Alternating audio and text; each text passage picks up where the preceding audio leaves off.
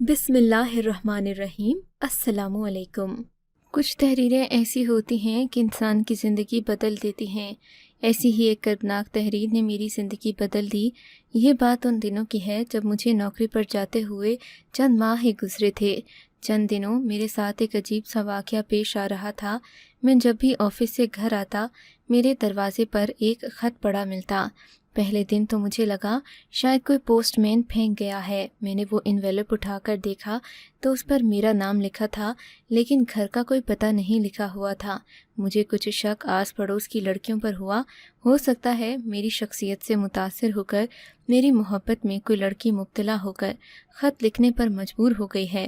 میں نے محتاط نظروں سے دائیں بائیں دیکھا، خط جیب میں ڈال کر گھر کی ڈور بیل بجا دی۔ دروازہ امی نے کھولا۔ کھانا کھانے کے فوراً بعد میں اپنے کمرے میں چلا گیا۔ میں نے جلدی سے خط جیب سے نکالا، دھڑکتے دل کے ساتھ پڑھنا شروع کیا، مگر وہ کوئی محبت بھرا خط نہیں تھا۔ بس اس میں چند سطریں لکھی ہوئی تھیں کہ رات کے 12 بجے تمہیں کچھ ملے گا۔ میں نے سوچا کسی نے مجھے بیوقوف بنانے کے لیے یہ لکھا ہے، شاید کسی محلے کے بچوں کی شرارت ہے۔ میں وہ خط ڈسٹ بن میں ڈالا اور سونے کے لیے لیٹ گیا۔ ٹھیک 12 بجے میرے گھر کی بیل ہوئی۔ دروازہ امی نے ہی کھولا، پھر وہ میرے کمرے میں آئی، مجھے جگانے لگیں کہ دیکھو جمال، یہ تمہارے نام کوئی لیٹر آیا ہے۔ میں اٹھ کر بیٹھ گیا۔ میں نے نیند سے چور آنکھوں سے اس لفافے کو دیکھا۔ امی، اس وقت بھی کوئی ڈاک آتی ہے؟ کون دے کر گیا ہے یہ؟ مجھے اپنی نیند میں خلل بالکل برداشت نہیں تھا، اس لیے میں نے بیزاری سے امی کے ہاتھ سے وہ انویلپ لیا۔ امی کہنے لگیں کہ جب انہوں نے دروازہ کھولا تو بس یہی زمین پر گرا ہوا تھا، کوئی انسان موجود نہیں تھا۔ میں نے خوف سے اس کو کھولا، مگر جیسے ہی اس انویلپ کے اندر دیکھا تو میری آنکھیں پھٹی رہ گئیں۔ اس میں 5000 کے نوٹ تھے۔ انویلپ پر میرا ہی نام درج تھا، اس لیے شک کی کوئی گنجائش نہیں تھی۔ میں تو خوش ہو گیا۔ پیسے گنے تو پورے 25,000 تھے۔ امی کو میں نے یہی بتایا کہ یہ میرے دوست نے بھیجے ہیں۔ پھر کچھ دن بعد مجھے خبر ملی کہ کل مجھے پروموشن مل جائے گی۔ اب میں کچھ بے یقین سا تھا، لیکن ہوش میرے آفس جا کر اڑے تھے جب سر مجھے پروموشن کی خوشخبری سنانے لگے، اور میری تنخواہ بھی ڈبل ہو چکی تھی۔ پورے اسٹاف نے مجھے مبارکباد دی، مگر میری حالت غیر ہو رہی تھی۔ یہ بات غیر معمولی سی تھی۔ بھلا میرے ساتھ کیا ہونے والا ہے؟ یہ خط بھیجنے والے کو کیسے پتا؟ اس کے بعد غیر محسوس طریقے سے مجھے اگلے خط کا انتظار تھا۔ 2 دن بعد مجھے خط ملا۔ میں نے بڑی عجلت سے پکڑ کر اسے جیب میں ڈالا اور سیدھا کمرے میں چلا گیا۔ کمرہ بند کر کے جلدی سے خط کھولا۔ اس بار مجھے یہ کہا گیا کہ میری والدہ میرے رشتے کے لیے کل لڑکی دیکھنے جائیں گی۔ میں نے رکھ دیا۔ کپڑے تبدیل کر کے باہر آیا تو میری والدہ کھانا ٹیبل پر رکھ رہی تھیں۔ کھانے کے دوران ہی انہوں نے مجھ سے کہا کہ کل وہ میرے لیے لڑکی دیکھنے جانے والی ہیں۔ میں پانی پی رہا تھا، پانی ایک دم میرے حلق میں لگا تھا۔ کھانسی کا دورہ سا مجھے پڑنے لگا تھا۔ کچھ دیر بعد میری طبیعت تو سنبھل گئی، مگر میرا دل ایک بارگی سے دھڑکنے لگا۔ یہ کون تھا جسے میری زندگی میں پیش آنے والے ہر واقعے کی خبر تھی؟ بہرحال میرا رشتہ طے ہو چکا تھا، مگر شادی چند ماہ بعد طے ہوئی تھی۔ جس دن میرا رشتہ طے ہوا اس سے ایک دن پہلے مٹھائی کا ڈبہ مجھے سروس کرنے والے سے نمائندے سے موصول ہوا تھا۔ کب میں نے پوچھا کہ کس نے بھیجا ہے تو اس نے کہا ہمیں نہیں معلوم، آپ کا ایڈریس دیا گیا تھا۔ میں نے پوچھا آرڈر دینے والی لڑکی تھی یا مرد؟ تو وہ مسکرانے لگا، کہنے لگا ہمیں بتانے سے منع کیا گیا ہے۔ یہ کہہ کر وہ چلا گیا۔ اب مجھے اس خط کو دیکھنے اور ڈھونڈنے کی خواہش سی محسوس ہونے لگی۔ آنے والے لمحوں کی خبر رکھتا ہے۔ میرا رشتہ بعد میں طے ہوا اور خط والے نے مٹھائی پہلے بھیج دی۔ اب تو میری تشویش بڑھنے لگی۔ میں نے بہت کوشش کی کہ جان سکوں کہ آخر مجھے خط کون بھیجتا ہے، مگر میری ہر کوشش ناکام ہو رہی تھی۔ ایک دن میرے سر میں درد تھا۔ میں آفس سے جلدی چھٹی لے کر گھر چلا گیا۔ وہاں ایک خط موجود تھا۔ میں نے جیب میں ڈالا، کمرے میں جا کر کھول کر دیکھا تو یہ لکھا تھا کہ کل مجھے بخار ہو جائے گا۔ اگلے دن ایسا ہی ہوا۔ میں صبح تک بخار میں تپ رہا تھا۔ اب تو اس خط والے سے خوف سا محسوس ہونے لگا۔ میں مضطرب ہو گیا۔ ہر وقت یہ خط والا میرے حواسوں پر چھایا ہوا تھا۔ اب تک اس کی ہر تحریر میرے ساتھ سچ ثابت ہو رہی تھی، لیکن اس کے اگلے خط نے تو مجھے بھونچکا کے رکھ دیا تھا۔ وہ بات میرے لیے غیر متوقع تھی۔ اس بار خط میں لکھا تھا کہ 12 بجے میری بیٹی پیدا ہوگی اور مجھے مل جائے گی۔ میرا دماغ گھوم کر رہ گیا، یہ کیسے ممکن تھا؟ میری تو ابھی شادی تک نہیں ہوئی تھی، پھر بیٹی کیسے ہو سکتی تھی؟ رات 12 بجے تک کا وقت میں نے جلے پاؤں کی بلی بن کر بےتابی سے گزارا تھا۔ 12 بجے ایک نومولود بچے کی آواز سن کر میں باہر مین دروازے کی طرف بھاگا۔ جب دروازہ کھولا تو میرے پیروں تلے سے زمین ہی کھسک گئی۔ میں نے دیکھا کہ چھوٹے سے کاٹ پر ایک بچہ لیٹا ہوا ہے اور وہ رو رہا ہے۔ بچہ پنک رنگ کے رومال میں لپٹا ہوا تھا۔ میرا دل اس وقت زور زور سے دھڑک رہا تھا۔ میں پوری گلی میں نظریں دوڑائیں مگر گلی سنسان تھی۔ میں یہ دیکھ نہیں پایا کہ کون اس بچے کو یہاں رکھ کر جا چکا ہے۔ میں یہ سوچنے لگا کہیں مجھے کسی ناجائز کیس میں پھنسانے کی سازش نہ ہو۔ پہلے تو سوچا دروازہ بند کر دوں، میری بلا سے جو مرضی اس بچے کو لے جائے۔ میں نے جیسے ہی دروازے کو بند کرنے لگا، اس بچے کا رو رو کر حلق خشک ہو گیا تھا۔ وہ آنسوں سے رو رہنے لگا۔ میرا دل اتنا بھی سخت نہیں تھا کہ ایک معصوم بچے کو سنسان گلی میں اکیلا چھوڑ دیتا، جہاں کتے کے بھونکنے کی آوازیں بھی قریب سے آ رہی تھیں۔ دل میں آیا کہیں یہ معصوم کسی جانور کا نوالا نہ بن جائے۔ میرا دل دہلا تھا۔ میں نے وہ کاٹ اٹھائی اور اسے اندر لے آیا۔ اس کے رونے کی وجہ سے میری والدہ بھی اٹھ کر باہر آ گئیں۔ مجھے حیرت سے بچے کے ساتھ دیکھ کر بولیں کہ جمال یہ کون ہے؟ میں نے کہا شاید بچی ہے، اس وقت بھوکی ہے، اسے کوئی ہمارے گھر کے دروازے پر چھوڑ گیا ہے۔ مجھے اس کے رونے کی آواز آئی تو میں اسے اندر لے آیا۔ میری والدہ مجھے گھورنے لگیں، کہنے لگیں نہ جانے کس کی ناجائز اولاد ہوگی جو رات کے اندھیرے میں یہاں چھوڑ گیا، اور ایک تم ہو کہ اس مصیبت کو اندر لے آئے، اور یہ بھی ہو سکتا ہے جمال کہ کوئی عورت ہسپتال سے یہ بچہ چرا کر یہاں چھوڑ گئی ہو۔ سوچو اس طرح تو تمہیں جیل ہو سکتی ہے۔ والدہ کی بات سن کر تو میرے سارے طبق روشن ہو گئے، مجھے سارے خطوط یاد آنے لگے۔ پھر یہ خیال ستانے لگا کہ ہو سکتا ہے سارے خطوط اور یہ بچی مجھے واقعی کسی کیس میں پھنسانے کے لیے ہی ہوں۔ اب تو میں بری طرح سے گھبرا گیا تھا، میرے پورے وجود میں پسینے کی یارش سی ہونے لگی۔ مجھے یہ بھی خیال آیا کہ میری کسی سے کوئی دشمنی نہیں ہے، پھر کوئی مجھے کیوں پھنسائے گا؟ میں نے اپنی والدہ سے کہا کہ فی الحال اسے کچھ دودھ پلا دیں، صبح ہوتے ہی میں اسے پولیس اسٹیشن چھوڑ آؤں گا۔ رات بھر اس بچے کو میری ماں نے ہی سنبھالا۔ صبح جب میں نے بچے کو گود میں لیا تب امی نے بتایا کہ بچی ہے۔ میں اسے لے کر پولیس اسٹیشن پہنچ گیا۔ میں ساری بات سامنے بیٹھے انسپکٹر کو بتائی۔ وہ بچی کو عجیب سی نظروں سے دیکھنے لگا۔ نہ جانے کیوں میرا دل اندیشوں میں پڑ گیا۔ ایسے بہت سے واقعات میں نے سن رکھے تھے کہ حوث ایک دن کی بچی کو بھی نہیں چھوڑتی۔ پولیس انسپکٹر نے کہا تم اسے یہاں چھوڑ دو، لیکن میرا دل نہیں مانا۔ ساتھ لے جاتا ہوں، میری والدہ اسے سنبھال لیں گی۔ آپ میرا فون نمبر لکھ لیں، اگر اس کا کوئی والی وارث آیا تو مجھے بلا لیجیے گا۔ تھوڑی سی پیش رفت کے بعد وہ مان گیا۔ میں اس ننھی منی گڑیا کو لے کر گھر آ گیا۔ میری والدہ مجھ پر چلانے لگیں کہ تم اسے واپس کیوں لے آئے۔ میری کوئی بھی دلیل وہ سننے کو تیار نہیں تھیں، مگر میں نے کہا اسے صرف اس کے اصل وارث کو ہی دوں گا۔ ایک اٹل ارادہ کر چکا تھا کہ اس خط والے کو اب ڈھونڈ کر رہوں گا۔ میں نے گھر کے باہر ایک خفیہ کیمرہ لگوا دیا، کیونکہ جو خط مجھے موصول ہوتے تھے اس پر کوئی بھی ڈاک سٹیمپ نہیں لگی ہوتی تھی، سادہ سا انویلپ ہوتا، اس لیے خط بھیجنے والا جو کوئی بھی ہوتا وہ خود خط پھینک کر جاتا، یا وہ جس کے ذریعے یہ کام کرتا تھا اگر میں اس تک بھی پہنچ جاتا تب بھی اصل شخص کو ڈھونڈ سکتا تھا۔ میرے دل میں بہت سے سوالات تھے جن کا جواب مجھے چاہیے تھا۔ وہ کیسے میرے بارے میں 100% صحیح قبل از وقت بات کہتا تھا، پھر اس میں 100% صحیح قبل از وقت بات کہتا تھا، پھر اس بچے کو میری بیٹی کیوں کہا جبکہ یہ میری بیٹی نہیں تھی۔ میں نے باہر لگے کیمرے کا کنیکشن اپنے موبائل سے کنیکٹ کر دیا تاکہ اپنے موبائل پر دیکھ سکوں۔ ایک دن گزر گیا، 2 دن بھی بیت گئے، لیکن خط نہ آیا تھا، نہ ہی کوئی ایسا مشکوک شخص گلی میں نظر آیا۔ میری والدہ میرے پیچھے لگ گئی تھیں کہ اس بچی کو یا تو پولیس کے حوالے کر دو یا کسی یتیم خانے میں بھجوا دو۔ میں اس عمر میں اتنی سی بچی کی ذمہ داری نہیں لے سکتی، اوپر سے میری شادی کے دن بھی قریب تھے۔ میری ماں کو یہ فکر بھی کھائے جا رہی تھی کہ میرے سسرال والوں کے سامنے بچی کے بارے میں کیا کہیں گے۔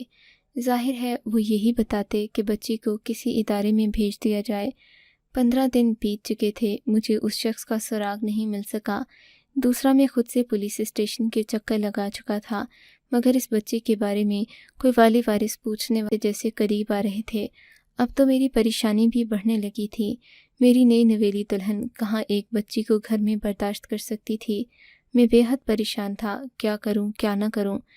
मेरी शादी का दिन भी पहुंच गया था। मैंने अपनी वालिदा से कहा, वक्ती तौर पर इन लोगों से ये कह दें कि ये बच्ची हमारे किसी करीबी रिश्तेदार की है, यतीम हो गई थी तो हमने रख ली। मेरी बात सुनकर मेरी माँ मुझे खश्म की निगाहों से देखने लगी, लेकिन बोली कुछ नहीं। मुझे भी अब बच्ची से उनसियत सी होने लगी थी। घर आता तो 2-3 घंटे उस बच्ची के साथ गुजारता। बड़ी खूबसूरत सी जापानी गुड़िया जैसी बच्ची थी। जब वो मुझे देखकर मुस्कुराती तो मुझे उस पर बेइख्तियार प्यार आने लगता था। न जाने क्यों मुझे उसे अपने सीने से लगाए बिना नहीं रह पाता था। पिछले 2 माह से वो हमारे पास थी। मुझे ये लगने लगा था कि वो मेरी ही बेटी है। रुखसती के बाद मुझे सबसे ज़्यादा फ़िक्र अपनी बीवी की थी कि उसका रद्द-ए-अमल न जाने बच्ची के लिए कैसा होगा। कमरे में दाखिल होते ही मैंने सबसे पहले तो बीवी को मुंह दिखाई दी। उसकी तारीफ़ करने लगा, जो कि उसका हक था। बाहर से बच्ची के रोने की आवाज़ पर मैं चौंक सा गया, लेकिन खुद बाहर जाने से रोके रखा कि मेरी तरफ का मेरी बीवी गलत मतलब ना ले ले। मुझे उस बच्ची से उनसियत थी, लेकिन कहीं मेरी बीवी ये ना समझ ले कि वो मेरी बेटी है। हमने झूठ बोलकर शादी की है, इसलिए खुद को लापरवाह सा साबित करने लगा। मगर अजीब बात थी, बच्ची के रोने की आवाज़ से इतना डिस्टर्ब हो रहा था कि बीवी से प्यार मोहब्बत के 2 बोल भी नहीं बोल पा रहा था। वो मेरी कैफियत को समझ गई। कहने लगी, जमाल, ये बच्ची क्यों रो रही है? मैंने उसे वही झूठी कहानी सुनाई जो अपनी वालिदा को सबको सुनाने को कही थी। वो बड़ी तवज्जो से सुनती रही, फिर कहने लगी, इसे अंदर ले आएं, मैं देख लेती हूँ इसे क्या हुआ है। मेरे लिए ये बात भी कुछ गैर मुतवक्के सी थी। ऐसे लम्हों में मेरी बीवी एक अजनबी बच्ची को अपने पास क्यों बुला रही थी, लेकिन इस बच्ची के लिए मैं खुद माही बेआब की तरह तड़प रहा था। इसलिए इजाज़त मिलते ही कमरे से निकल गया।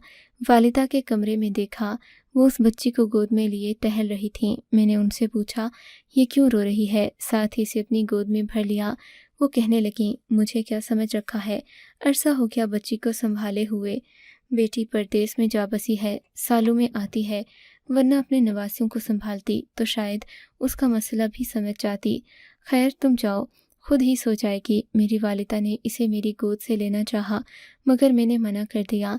मेरे पास आकर वो रोना कम कर चुकी थी। मैंने कहा, मैं इसे सुलाकर आपको पकड़ा दूंगा। वो कहने लगी, तुम्हारी बीवी क्या सोचेगी कि मुझे छोड़कर बच्ची को संभाल रहा है? तुम रहने दो, मैं संभाल लूँगी। मैंने कहा, वो बहुत अच्छी है, उसने मुझसे कहा है कि बच्ची को अंदर ले आऊं। ये कहकर बच्ची को अपने कमरे में ले गया, उसे देख लगा लिया। वो बच्ची उसे पास जाकर चुप सी हो गई। मुझे न जाने क्यों ये सब देखकर हैरत का झटका सा लगा। वजह मेरी बीवी का उस बच्ची को बेइख्तियारी से पकड़ना था। वो उस बच्ची को बहलाने लगी, कभी उसका चेहरा चूमती, कभी सीने से लगाती। एक अजनबी बच्ची के लिए उसके जज्बात मुझे कुछ अजीब से लग रहे थे। वो बच्ची भी उसके गोद में जाते ही यूं चुप हुई जैसे उसकी गोद की आदी हो। मैंने खुद को ऐसे ख्यालात से झटका और उसके पास बैठ गया। 15 मिनट में वो बच्ची मेरी बीवी की गोद में सो चुकी थी। फिर मेरी बीवी पूछने लगी कि इसका नाम क्या है। मैंने तो ये सोचा ही नहीं था। पिछले 2 माह में मैंने और मेरी वालिदा ने ये तक नहीं सोचा कि इसका नाम भी कुछ रख दें। मैंने लाइल्मी का इजहार किया तो वो मुस्कुराने लगी, इतनी प्यारी और मासूम है, इसका नाम हया होना चाहिए। मैंने भी इस बात में सर हिला दिया। मेरी बीवी ने इसका नाम हया रखा था। जब वो बच्ची गहरी नींद सो गई तो मैं उसे अपनी वालिदा के कमरे में छोड़ आया। राहिला मेरी बीवी का नाम था। जितनी वो खूबसूरत थी उतने ही धीमे मिजाज की भी थी। अगली सुबह जब मेरी आंख खुली, राहिला कमरे में नहीं थी। मैं तैयार होकर कमरे से निकला तो नए फैंसी जोड़े में मलबूस बच्ची को गोद में लिए उसे फीडर पिला रही थी। कुछ दिन में वो बच्ची की मुकम्मल जिम्मेदारी बिना किसी कहे खुद संभाल चुकी थी। घर वालों को भी खुशउस्लूबी से संभाल रही थी, मगर हया के मामले में वो मेरी परवाह भी नहीं करती थी। इसलिए मुझे खुशी होने की बजाय ताज्जुब सा हो रहा था। ये तो दोनों मियाँ बीवी की संगत के दिन होते हैं जबकि वो बच्ची में उलझी रहती, लेकिन मैंने मुंह से कुछ नहीं कहा। मुझे हैरत उस वक्त हुई जब शादी के 15 दिन बाद ही राहिला उस बच्ची को अपने कमरे में सुलाने लगी। मुझसे कहने लगी, अम्मी शदीद बीमार रहती हैं और हया रात को उन्हें बहुत तंग करती है। जो वजह हया को यूं संभालती जैसे उसकी सगी माँ हो। होश तो मेरे उस वक्त उड़े जब एक बार अलमारी से अपने कपड़े निकाल रहा था, मेरे हाथ राहिला की डायरी लग गई जिस पर शेर और गज़लें सी लिखी हुई थीं। उसकी लिखाई देखकर मेरा माथा ठनका। राहिला की लिखाई बिल्कुल उस खत की लिखाई से मिलती थी। मैंने जल्दी से अपना वो खत खोला। खत खोलकर लिखाई मिलाने लगा। जैसे जैसे मैं लफ्ज़ों को मिला रहा था, मेरे दिल की धड़कनें बढ़ती जा रही थीं। मतलब वो खत राहिला मुझे भेजती थी। राहिला मुझे पहले से जानती थी। और वो बच्ची। जो बात मेरे जहन में आई, मेरे सर पर तो आसमान सा गिरने लगा। दिल में खदशात से उठने लगे। मेरा जी घबराने लगा। हया के साथ राहिला का प्यार देखकर लगता था वो इसकी बच्ची हो। मेरे जहन की तनाबें खिंचने लगी थीं। मेरे दिल में इंतशार के जज्बात उभरने लगे थे। कौन थी राहिला और हया? इसका रिश्ता क्या था? अगर वो सच में राहिला की बेटी थी तो उसने मुझे क्यों दी? क्या उसका किसी से चक्कर था और हया उसकी नाजायज़ औलाद थी? इस सोच ने तो मेरा सुख चैन छीन लिया था। मुझे मीरा की सांसें लेते हुए इतनी घुटन महसूस हो रही थी कि लगता था इस घुटन से मेरी जान ही चली जाएगी। टप टप मेरे आंसू गिरने लगे। मेरे साथ इतना बड़ा धोखा किया गया था, लेकिन एक लिखाई ही तो इस बात का सबूत नहीं हो सकती। बाज़ औक़ात दो लोगों की लिखाई एक जैसी हो भी तो सकती है। मेरे अंदर मुस्बत और मनफी दोनों किस्म के जज्बात उभरने लगे। या शायद मैं खुद को झूठी तसल्लियों से बहलाने की कोशिश कर रहा था, लेकिन मुझे लगा जैसे मेरे अंदर कुछ छन से टूट गया है। मैं चुप चुप सा रहने लगा। हालांकि रहीला मेरा बहुत ख्याल रखती थी, लेकिन मैं कभी भी उसे हया से प्यार करते देखता तो न जाने क्यों मुझे जेलसी सी होने लगती। अजीबो गरीब किस्म के ख्यालात आने लगते। एक बार अपने दिल की तसल्ली के लिए मैंने राहिला से ये कहा कि ये बच्ची हमारी सगी तो नहीं है। आज नहीं तो कल जब हमारे बच्चे होंगे तो हम हया को वो प्यार नहीं दे सकेंगे जो अब दे रहे हैं। इसलिए मैं सोच रहा हूँ इसे किसी बेऔलाद जोड़े को दे दूँ। मेरी बात सुनकर राहिला की रंगत उड़ी थी और मेरे अंदर के शक हर राहिला की आड़ी रंगत ने मोहर लगा दी। वो मुतज़ब्ज़ब सी हुई। कहने लगी जमाल, हया मेरी बेटी की तरह है। मैं कभी फ़र्क नहीं करूँगी। ये सुनकर मैं बेजान सा हुआ, लेकिन मेरे लिए भी अभी एक इंकशाफ बाकी था जिसने मेरे कदमों के नीचे से जान ही निकाल दी थी। एक बार मैंने अलमारी को खोलकर अपनी ऑफ़िस की फ़ाइल रखना चाही। वहाँ एक तस्वीर देखकर मुझे लगा कि पूरा कमरा घूम गया है। मैं पूरी तरह से चकरा गया। ये क्या मुआवजा था? मेरे वालिद का इंतकाल तब हुआ जब मैं कॉलेज में पढ़ता था। उस वक्त मेरी बड़ी बहन की ही शादी हुई थी। शादी के बाद वो इटली चली गई। हम दो भाई थे। मेरे बड़े भाई ने हमें संभाला था। मेरी वालिदा तो बेहाल सी हो गई थी, लेकिन भाई ही थे जिन्होंने हमें सहारा दिया था। 1 साल लगा था मेरी वालिदा को संभलने में। सारा खर्चा भाई ही उठाते थे। अम्मी की ख्वाहिश थी कि वो भाई के लिए अपनी बहन की बेटी को अपनी बहू बनाए, मगर भाई ने साफ इनकार कर दिया। कहने लगे जिस ऑफिस में वो काम करते हैं उन्हें वहीं एक लड़की पसंद है, वो उसी से शादी करना चाहते हैं। मगर अपनी अपनी जिद पर डटी रहीं। नतीजा ये निकला भाई को ही हार मानना पड़ी। खाला की बेटी से भाई की मंगनी हो गई। वो चुप चुप से रहने लगे। उसके बाद वो ऑफिस के काम से अक्सर दूसरे शहरों में जाने लगे। एक बार ऑफिस के काम से ही भाई कार से हैदराबाद जाने लगे। उनकी गाड़ी का एक्सीडेंट हो गया। वो मौका पर ही जाँ बहक हो गए। हमारे लिए तो ये खबर क़यामत ख़ेज़ थी। मेरी वालिदा तो 3 दिन तक गशी खाकर बेहोश हो जाती। मगर वक्त गुजरने के साथ साथ सब कुछ ठीक हो गया। मुझे भाई की जगह पर नौकरी मिल गई। इस वाक़ये को 6 माह ही गुजरे थे कि ये ख़त का सिलसिला शुरू हो गया। अब भाई की तस्वीर भला राहिला के पास कैसे थी? अम्मी ने तो भाई की सारी तस्वीरें अपने लॉकर में रखी थीं, और जो तस्वीर राहिला के लॉकर से निकली थी, ऐसी कोई तस्वीर हमारे पास पहले मौजूद नहीं थी। अब तो मुझे पल भर को भी सुकून नहीं रहा था। जैसे ही राहिला कमरे में दाखिल हुई, मेरे हाथ में भाई की तस्वीर देखकर बुरी तरह से घबरा गई। मैं उसके सामने खड़ा हो गया। वो तस्वीर उसने मुंह पर दे मारी। मैंने उससे कहा, तुम्हारा ड्रामा बहुत हो चुका। اب سچ سچ بتاؤ تم کون ہو؟ پہلے تو مجھے خط لکھتی تھی، اس کے بعد اپنی ناجائز بچی میرے پاس چھوڑ گئی، اور یہ تصویر میرے بھائی سے تمہارا کیا تعلق ہے؟ وہ رونے لگی، میرے سامنے ہاتھ جوڑنے لگی، کہنے لگی اس کی بہن میرے بھائی کے آفس میں کام کرتی تھی، میرے بھائی کو اسی کی بہن سے محبت ہوئی، لیکن جب آپ کی والدہ نے رضامندی نہیں دی تو انہوں نے آپ لوگوں کو بتائے بنا ہی میری بہن سے نکاح کر لیا۔ سب کو یہ بات معلوم تھی، آپ نے بھائی گھر پر دوسرے شہر جانے کے بہانے میری بہن کے ساتھ کرائے کے گھر پر رہتے تھے۔ میری بہن نے یہ بات آفس میں بھی نہیں بتائی تھی، وہ آفس میں بھی جاب کرتی رہی۔ جس میٹنگ کے لیے آپ کے بھائی حیدرآباد گئے تھے، حادثے کا شکار ہوئے، اس پر بھی قیامت ٹوٹ گئی۔ میری بہن کو کئی دن تک ہوش نہیں آیا۔ ابھی یہ غم ہی اس پر کم نہ ہوا تھا، اسے معلوم ہوا کہ وہ امید سے ہو گئی ہے، لیکن وہ ہر وقت رنجیدہ رہتی، آپ کے بھائی کو یاد کر کے روتی رہتی، آفس میں بھی جاتی تھی۔ پھر کہنے لگی راحیلہ، میری خواہش ہے میری بیٹی اپنے اصل وارثوں کے پاس رہے، اس لیے میں آپ کو خط لکھتی تھی، پیسے بھی ہم نے بھیجے تھے۔ آپ کی پروموشن کی خبر میری بہن کو آفس سے ہوئی تھی، اس لیے وہ خبر ایک دن پہلے آپ کو پہنچا دی۔ پھر سر درد کا ذکر بھی آپ نے کلیگ کی حیثیت سے میری بہن سے کیا تھا، اس لیے اس نے بخار کا کہہ دیا، کیونکہ آپ کے تھکے چہرے سے وہ اندازہ لگا چکی تھی کہ یہ ابتدائی بخار کے تاثرات ہیں۔ راحیلہ کی بات سن کر مجھے اپنی وہ کلیگ یاد آ گئی جو پریگننٹ تھی۔ راحیلہ نے اپنی بات جاری رکھی، پھر میری بہن نے آفس جانا چھوڑ دیا۔ میرا راستہ بھی ایک پلان کے ساتھ آپ کے گھر بھیجا گیا جو قبول ہو گیا۔ اس کی بیٹی ہوئی تو وہ اللہ کو پیاری ہو گئی۔ 1 ماہ تک حیا کو میں نے ہی سنبھالا تھا، اس کے بعد آپ کے وارث جو آپ کے حوالے کر دیا۔